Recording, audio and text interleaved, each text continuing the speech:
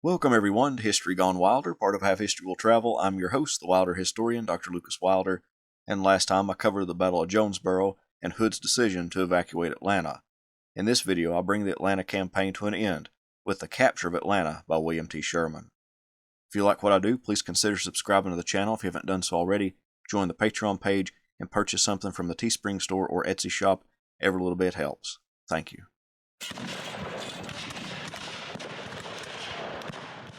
As William Hardee's Confederate Corps fled southward on the night of September 1st, Confederate Army Commander John Bell Hood opened up the government warehouses to anyone, soldier or civilian, who would carry away the supplies of bacon, blankets, clothing, and other items.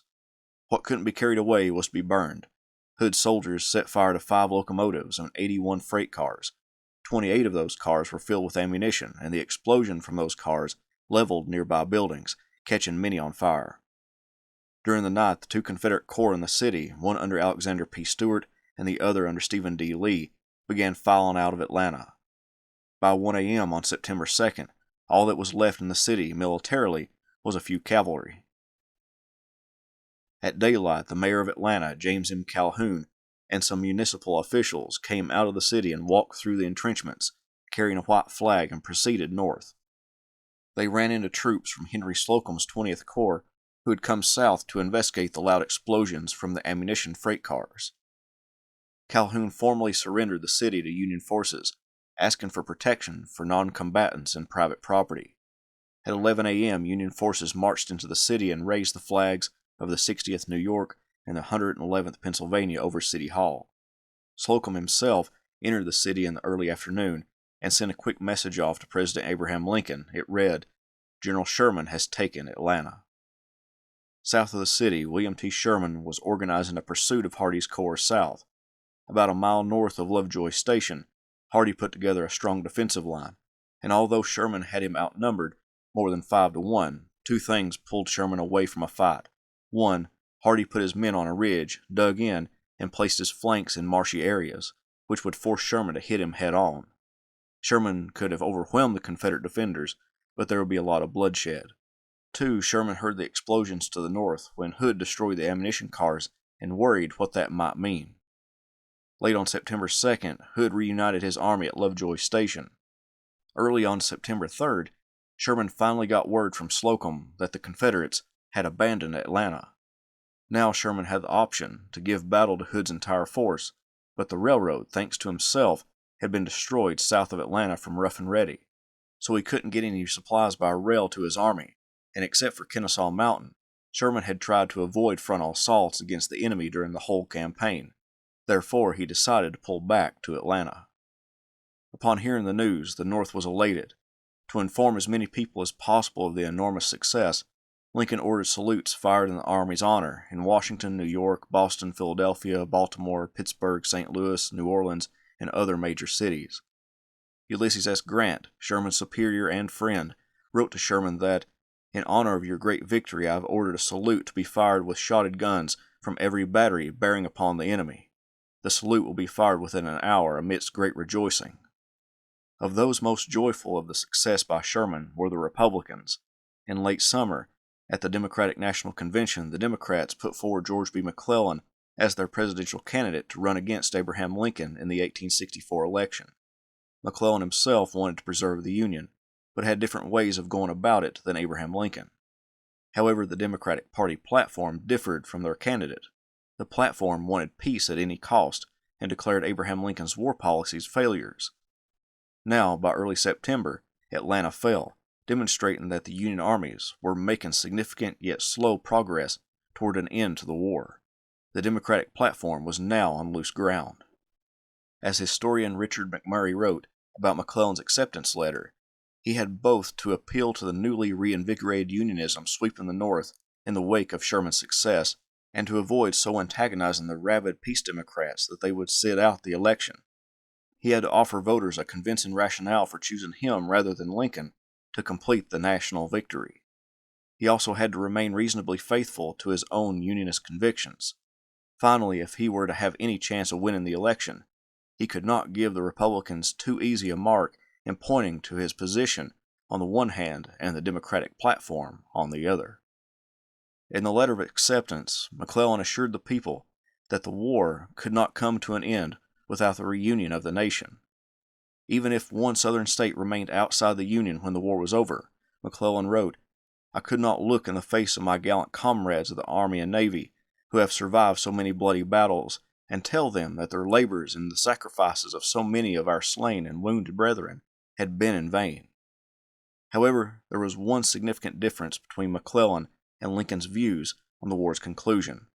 McClellan wrote that he would not change the institutions of the South, meaning slavery, when the states came back into the Union. Slavery would remain intact if McClellan won the presidency. The capture of Atlanta demonstrated that Lincoln's war policies worked. The Democrats and McClellan knew that Atlanta was a huge hit to their political aspirations. On September 3, 1864, Sherman telegraphed Abraham Lincoln. It read, "So Atlanta is ours, and fairly won." On September 4th, Sherman issued Special Field Order 64, stating, "The Army, having accomplished its undertaking in the complete reduction and occupation of Atlanta, will occupy the place and the country near it until a new campaign is planned in concert with the other grand armies of the United States." Over a week later, Sherman issued another order, but this one was more controversial, Special Field Orders number 67, stating that Atlanta, being exclusively required for warlike purposes, will at once be vacated by all except the armies of the United States and such civilian employees as may be retained by the proper departments of government. Uproar came from city officials who reminded Sherman of the women, children, and the elderly who inhabited the city. Sherman responded, "The use of Atlanta for warlike purposes is inconsistent with its character as a home for families. Sooner or later, want will compel the inhabitants to go. Why not go now when all the arrangements are completed for the transfer, instead of waiting till the plunging shot of contending armies will renew the scenes of the past month? War is cruelty, and you cannot refine it." When Hood accused Sherman of unjust cruelty to civilians through the depopulation order, Sherman responded by reminding Hood that he himself burned dwellings because they stood in the way of your forts and men, and then told Hood that he and the Confederate leaders were responsible for bringing on the unnecessary war. The exchange of letters continued between the two army commanders, with Hood publishing them to stir up outrage. Support came from all over for Sherman's actions, particularly from the Lincoln administration. The War Department wrote, "Not only are you justified by the laws and usages of war in removing these people, but I think it was your duty to your own army to do so.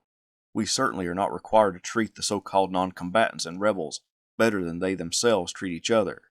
Even here in Virginia, within 50 miles of Washington, they strip their own families of provisions, leaving them as our army advances to be fed by us or to starve without our lines." Sherman now commanded Atlanta. The campaign that began about 4 months before had culminated in the capture of one of the most important cities in the South, gave Lincoln the necessary boost in his presidential election bid in 1864, and weakened but did not destroy the Confederate Army of Tennessee. But those successes came at a cost. During the whole campaign, the Union lost 31,687, 4,423 killed, 22,822 wounded, 4,442 missing and captured. The Confederacy lost an estimated 34,979, 3,044 killed, 18,952 wounded, 12,983 missing and captured. That brings the entire total for the Atlanta campaign to 66,666. The Atlanta campaign, although not as bloody as its 1864 counterpart, the Overland Campaign, still stands as one of the more significant campaigns of the war. Sherman succeeded in capturing Atlanta, but his other objective got away, or it may be better said, Sherman let his other objective get away. Grant wanted Sherman to destroy the Army of Tennessee. Sherman, on a few occasions during the campaign, had an opportunity to, if not destroy, significantly maim the other army to where it wouldn't be a threat, and he avoided that option. Sherman's first opponent in the campaign, Joseph E. Johnston, seemed like he never could find the perfect position or opportunity to strike Sherman, so he gave ground all the way to Atlanta, hoping that Sherman would throw his army against Confederate entrenchments. Hood, knowing that Johnston was removed for his lack of aggression, began to batter the Union Army group in 3 battles in about a week's time, all of which simply weakened his own army without gaining any significant ground or landing a decisive blow against the enemy. In the end, Atlanta fell to Union forces, and without having to guard Atlanta, Hood would take the Army of Tennessee on an invasion of Tennessee to convince Sherman to pull back from going further into Dixie. The capture of Atlanta spawned 2 other campaigns that was critical to the conclusion of the war: Sherman's March to the Sea and Hood's Tennessee Campaign.